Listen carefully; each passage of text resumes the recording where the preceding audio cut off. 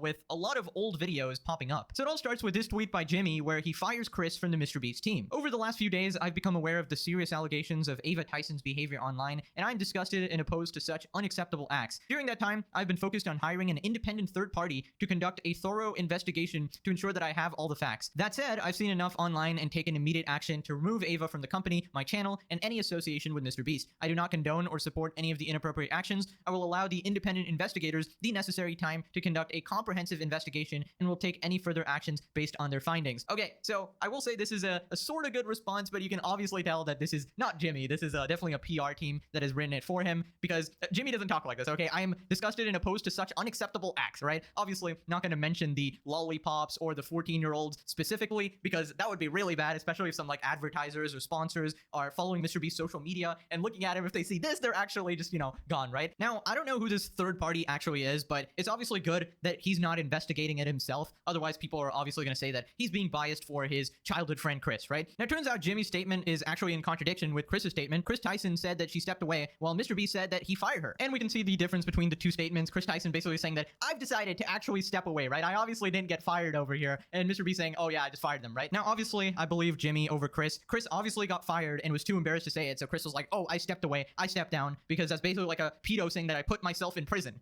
just to be the bigger person, right? Like, no, you're just a danger to society, and that's why you got fired, and that's why you probably need to be locked up. Now, here's what people are saying to the MrBeast response. Jake the Viking saying, I don't know what I was expecting, but this ain't it. Did you know of the NDA Chris sent to the alleged victims? How could you not know? What about this, man? And we'll get to the MrBeast allegations too. Think before you sleep saying, okay, but was there a reason that you didn't respond to all of this last year when it was initially exposed? Why wait all the way until now to make a response when people have publicly known about this since April 2023? Omni says, sounds good to me. Internet Anarchist saying he's like us. Quartering saying there have been several young men under the age of 16 that have come forward. Chris and Ava was predating on your viewers. His name is Ava. You enabled him to prey on your young viewers, and the statement is pathetic. Why is it so hard to disavow grooming? We warned you, you didn't listen, you deserve to be canceled. Does one bad cancel out 10,000 good deeds? Yes, if you're touching kids, but in all other cases, probably not. But MrBeast wasn't part of that, so, it's guilt by association here. Now we're getting into the real juice. People are bringing up old clips of MrBeast trying to paint him as bad as Chris. Here we got drama alert. Alleged clip of MrBeast commenting on 14-year-old bad baby has surfaced online, and this is from the Hot Wet Soup podcast. And he did say that he enjoys the Catch Me Outside girl and thinks she's funny, so let's just... So that just shows what... Let's be real. Do you want to put your dick in it? I mean, it's probably not. Enjoying someone and putting your dick in someone is a whole different story. Yeah. She's like 14 years old, twice his age already. Well, I was gonna say, have you guys seen that one video? It was on her channel. I don't know if it was a vlog or something, but it was like her producer or manager or something was like at a bonfire with her, and he's like grabbed her boob.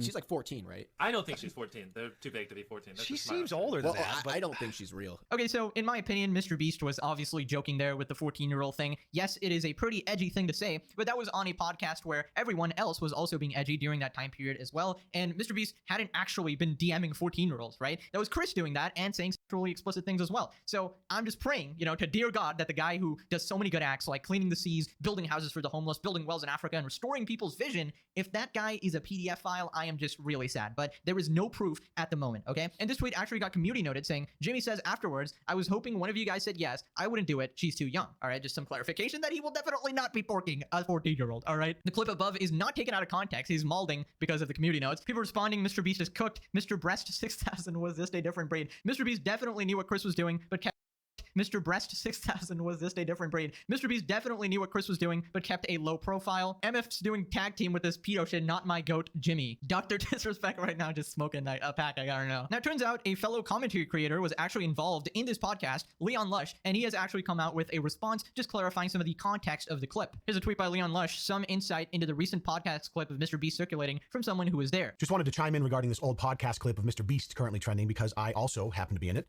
And I was there. So hopefully I can offer some honest perspective beyond a Twitter account farming engagement. Now, for context, this was a long time ago at the beginning of our YouTube journey when being edgy was a content strategy. Cringe in hindsight, but those were the times. Here's the first part of the clip. Let's be real. Do you want to put your dick in it? I mean, it's probably not. Enjoying someone and putting your dick in someone is a whole different story. Now, it's hard to hear, but after the you wouldn't put your dick in her statement, I think it's important to note, he says, I wouldn't do that. She's way too young. After the initial unfunny joke. Also relevant was our general demeanor at the time, as he also said this at another point in the podcast. Wait, let's say something offensive that people can take out of context. Don't tell me manifestation isn't real, because here we are, almost a decade later. I chimed in with this. I mean, as long as there's no penetration, I mean, what's age anyways, right? I'm just... Now you can hear me say, nah, I'm just f***ing with you, as I trail off. Certainly wasn't my finest work. I had to cut it from my stand-up set because it wasn't landing, but here's the punchline, okay? Were these jokes funny? I think that would be a stretch, right? But quite frankly, being unfunny seems like the worst offense here, in my opinion. Here's some responses. People being taken to task for some shitty jokes they made when they were young and stupid would have all strung us all up. Yeah, I think it's funny because my joke was arguable as off-colored, but not a peep at me because I'm a nobody compared to him. No one actually cares. People are just addicted, trying to slay giants. People are trying to spin this. I found it to be fairly tame and jokey. Now, in my opinion, he literally said, let's say something offensive so we can be taken out of context. So I think that's a pretty good defense against the 14-year-old bad baby thing or whatever. And it basically shows that they only said what they did to provoke a response and to get clipped on Twitter about like several years later, right? So people bringing this up are definitely muddying the story now because this is not enough evidence to say Mr. Beast is as bad as Chris, all right? Now, I wish that was it, but it doesn't stop there. People are bringing up Mr. Beast saying slurs in old videos. Here's him at 1 million subs making a lot of edgy jokes. Mr. Beast talks about selling black people and how $69 is too steep a price for them. Selling N-word for $400 money? The most I would pay is like $300. Sorry, $400 is just out of my price range for that type of stuff. QQ, shut the f up, you stupid. The video is live. How would I call you a stupid? Exactly. Now live, dumbass. N-word, N-word, N-word, N-word. Thanks, Hassan, for the donation. I appreciate it. No more, no, boys. No more typing the N-word in chat. No more cursing. Selling 10 for $69 each. That's a steep price. I don't think you're gonna get any sales. I'm kidding. Okay, so I had to censor the F slur, obviously. But yeah, you know, Twitter LGBT community not gonna like that one coming from their Lord and Savior, Mr. Beast here. But anyways, people are pretty split on this. Here's the responses. I see everyone is now digging in the Beast archives. Finally, people are catching on to him after all this time, right? You've always known how suspect he is. I've never been a fan of him either. I don't trust him. He's setting up something down the road for sure. Freedom of speech, you soft peasants. It's called sarcasm. Based. That's crazy. They're worth at least $100. Gen Z can't take a joke, huh?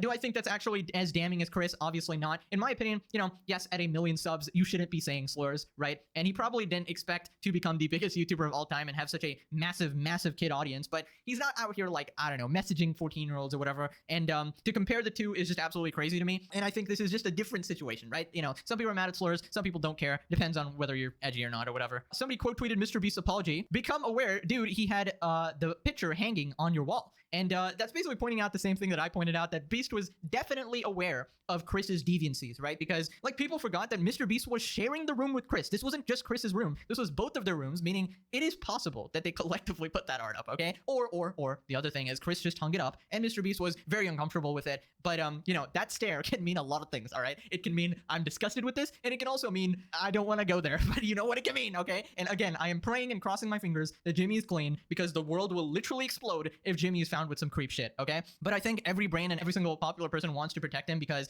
that, you know, they make a lot of money from him, all right? Now we haven't forgotten about Chris because yet another allegation with video this time from Nathan when he was 15. Ava Chris Tyson from Mr. Beast preyed upon me when I was 15. This is my story. He's attached a 2-minute video. This has gone viral again. Chris Tyson from Mr. Beast used me and manipulated me and did very inappropriate things with me while I was about 15 years old. I was actually friends with Lava GS at the time, who is the main victim of Chris that everyone has been talking about these last few days, who claims he isn't a victim, but we all know he is, and we all know he probably got paid off. Not only that, but he's also under an NDA from when he worked for Mr. Beast Gaming for 2 years, and he tried to get me to join Mr. Beast Gaming himself, Lava. He's the one who actually sent me the contract and tried to get me to sign the NDA, at which point I ended our friendship because I knew they were just trying to silence me. Me and him were both initially involved in running Chris's Discord server, helping him set up his Twitch streams and moderating them. Nate's calling me. This Discord server that we were a part of had about 10 people in it, most of whom were minors. I'm not sure how they got in there. This turned into us having lots of private conversations with Chris and playing video games with him for hours on end. Not only did we do a lot of unpaid work for him that he promised he would pay us for, he would also frequently bring up sexual topics that was definitely not appropriate to bring up around 15, 16-year-olds,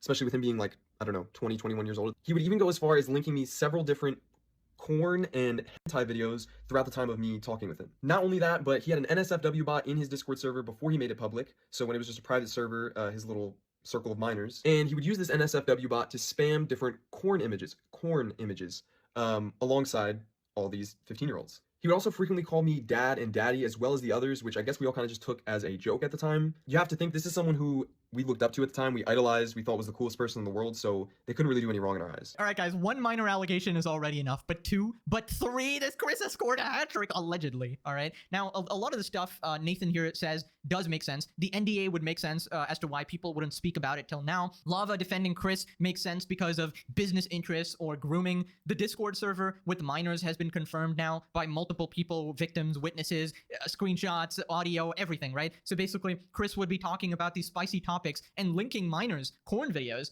as well as having an NSFW bot there as well. I mean, that is extremely damning. Meanwhile, Chris's response is, well, I was just telling edgy jokes, which is, I mean, if you're sending actual corn to a miner and saying that you love them and calling them daddy, I don't know what of those is confirmed, but a lot of it is out there, man. You're obviously a little bit demented in the head. This server later went public and became his official Discord server, but before it did, he had me and Lava spend multiple days scrubbing this Discord server clean of all the N-words he had sent in it, as well as his friends, as well as deleting the NSFW channels and making sure no one could see that he was spamming corn to miners. This story is so much bigger and runs so much deeper than any of you really realize, so if you want to hear more and you want a part 2, let me know. All right, so getting miners to scrub your Discord is absolutely